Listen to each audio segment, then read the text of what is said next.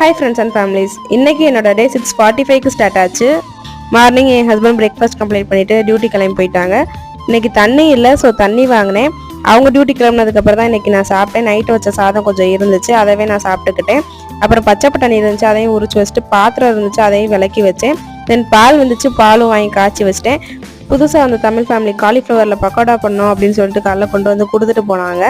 தென் ஒரு 10:30 போல் lunch ready பண்ண start பண்ணேன். இன்றைக்கி லஞ்சுக்கு நான் வந்து பச்சை பட்டாணியும் உருளைக்கிழங்கும் போட்டு பட்டாணி குருமா தான் பண்ணேன். பட்டாணி குருமாக்கு சைட் டிஷ்க்கு வந்து பீட்ரூட் இருந்துச்சு, பீட்ரூட் தான் பொரியல் பண்ணிட்டேன். ஃபைனலாக சாதமும் வச்சுட்டேன். ஈவினிங் என் ஹஸ்பண்ட் டியூட்டி போகும்போது காஃபி போட்டு கொடுத்தேன்.